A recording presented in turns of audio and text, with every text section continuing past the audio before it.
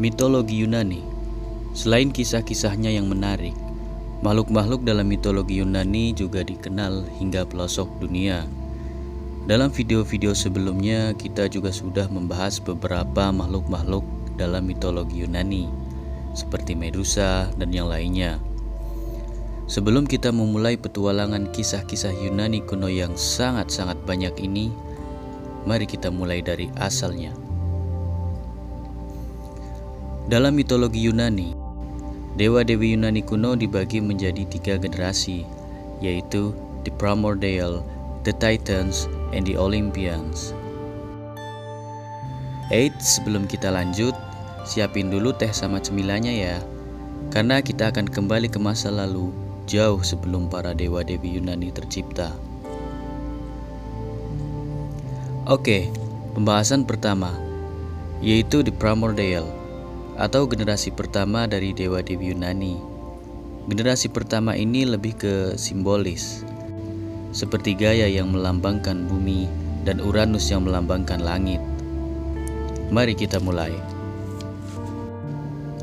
Pada awalnya tidak ada apa-apa. Dunia ini hanyalah kekosongan atau kehampaan. Dari kehampaan, kemudian yang pertama muncul adalah chaos atau kekacauan. Mirip seperti teori Big Bang dalam ilmu sains.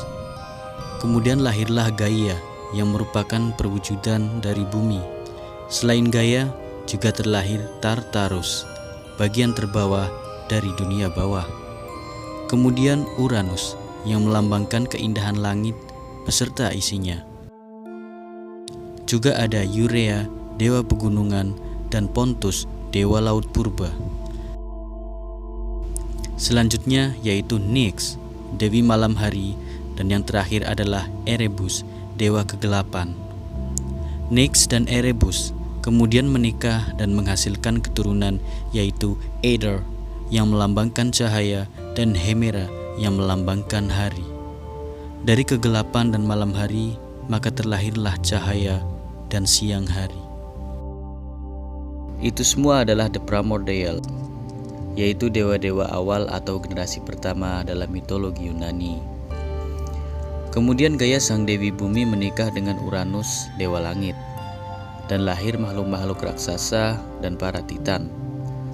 Makhluk-makhluk raksasa inilah yang kita kenal sebagai the Titans atau generasi kedua.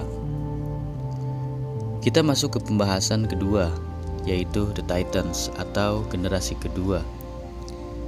The Titans atau para Titan merupakan keturunan dari Gaia dan Uranus. Berbeda dengan generasi pertama yang berbentuk simbolis, generasi kedua ini lebih ke fisik yang tidak beraturan, seperti monster-monster dan raksasa. Gaia bersama dengan Uranus melahirkan 3 Cyclops, 3 Hekatonkir, dan 12 Titan. Cyclops adalah raksasa bermata satu, dan Hekatonkir adalah raksasa yang berukuran sangat besar, bertangan 100 dan memiliki 50 kepala. Sementara ke-12 Titan dari anak-anak Gaia terdiri dari 6 Titan pria dan 6 Titan wanita. Mereka adalah Coeus, Crius, Iapetus, Mnemosyne, Oceanus, Times, Rhea, Tethys, Phoebe, Thea, Hyperion, dan yang terakhir ayah dari the Olympians atau dewa-dewi generasi ketiga, yaitu Kronos. Mereka adalah Titan generasi awal, sementara Titan generasi kedua terdiri dari anak-anak dari Titan generasi pertama, di antaranya Atlas, Prometheus, Epimetheus, dan masih banyak lagi. Uranus sangat membenci anak-anaknya, terutama kepada Cyclops dan Hekatonkir, karena wujudnya yang sangat jelek dan mengerikan. Saking bencinya Uranus kepada Cyclops dan Hekatonkir, sampai dia membuang dan mengurungnya di Tartarus atau dunia bawah. Hal inilah yang kemudian memicu amarah Gaia sebagai ibu mereka dan menimbulkan peperangan antara dewa penguasa selama berabad-abad. Uranus menjadi penguasa yang kejam, sehingga Gaia mengajak anak-anaknya yaitu para Titan untuk memberontak dan menggulingkan kekuasaan sang ayah. Semua Titan tidak ada yang berani kecuali Kronos si bungsu. Bersama dengan ibunya, akhirnya Kronos berhasil menggulingkan ayahnya. Dan sejak saat itulah kekuasaan Uranus digantikan oleh Kronos. Namun setelah berkuasa, Kronos tidak menuruti keinginan ibunya, yaitu membebaskan saudara-saudaranya Cyclops dan Hekatonkir. Kronos khawatir jika mereka akan menjadi ancaman bagi kekuasaannya. Gaia menjadi marah atas sifat serakah Kronos yang dianggapnya tidak jauh berbeda dengan Uranus ayahnya. Lalu sang Dewi Bumi menyumpahinya dan meramalkan bahwa kelak kekuasaannya akan jatuh di tangan anak-anaknya sendiri, seperti yang dia lakukan pada ayahnya. Kronos kemudian menikah dengan Rhea yang merupakan kakaknya. Bersama dengan Rhea, kemudian Kronos mempunyai keturunan yang kita kenal sebagai The Olympians. Sampailah kita di pembahasan ketiga, yaitu The Olympians atau dewa-dewa Olympus. Sama halnya seperti generasi pertama dan kedua yang memiliki perbedaan pada bentuk atau fisiknya. Generasi ketiga ini bisa dibilang paling sempurna wujudnya karena memiliki fisik manusia sepenuhnya serta memiliki karakter sifat masing-masing. Oke, kita kembali ke Kronos. Setelah menikah dengan Rhea, kemudian Kronos mempunyai keturunan yang akan menjadi dewa-dewi Olympus. Mereka adalah Hestia, dewi kehangatan keluarga, Demeter, dewi pertanian, Hera, dewi pernikahan, Hades, dewa dunia bawah, Poseidon, dewa laut, dan yang terakhir yaitu Zeus, sang dewa petir. Karena takut dengan ramalan Gaia ibunya yang meramalkan bahwa kekuasaan Kronos akan jatuh di tangan anak-anaknya, Kronos menelan satu persatu anaknya saat lahir, kecuali Zeus. Rhea sebagai ibu dari anak-anaknya tidak rela jika semua anaknya ditelan oleh Kronos.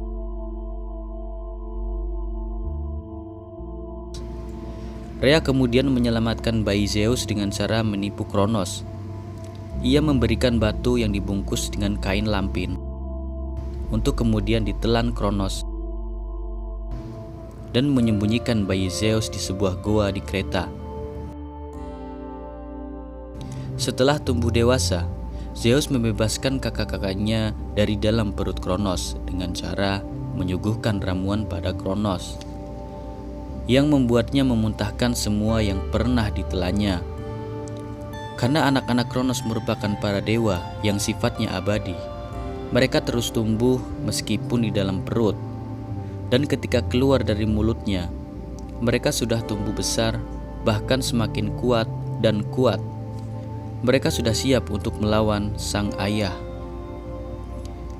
Setelah berhasil mengeluarkan saudara-saudaranya dari dalam perut Kronos, Zeus kemudian memimpin pemberontakan melawan para Titan. Dengan dibantu oleh saudaranya Hades dan Poseidon, Zeus berhasil menggulingkan Kronos dan membuangnya ke Tartarus. Namun peperangan belum berakhir. Zeus dan saudara-saudaranya terus berperang melawan para Titan yang lain. Titan versus Olympians. Perang ini berlangsung selama 10 tahun dan dikenal dengan Titanomachy.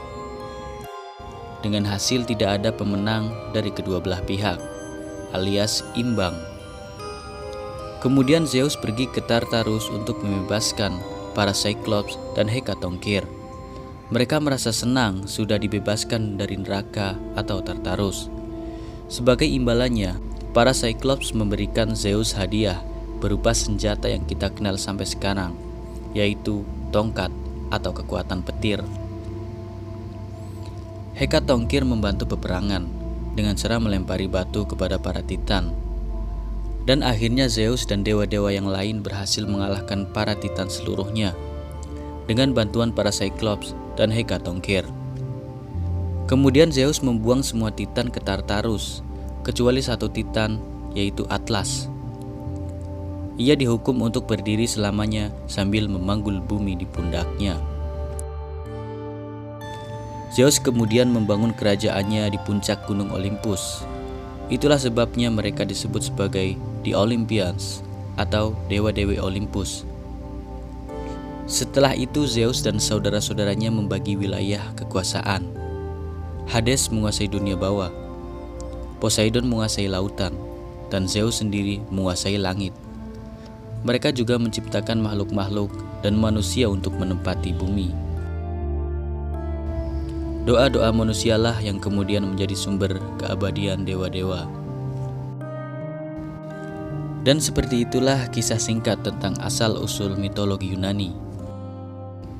Jika kalian tertarik dengan kisah-kisah mitologi, misteri, legenda, dan sejarah lainnya, jangan lupa subscribe dan tonton video-video selanjutnya. Terima kasih.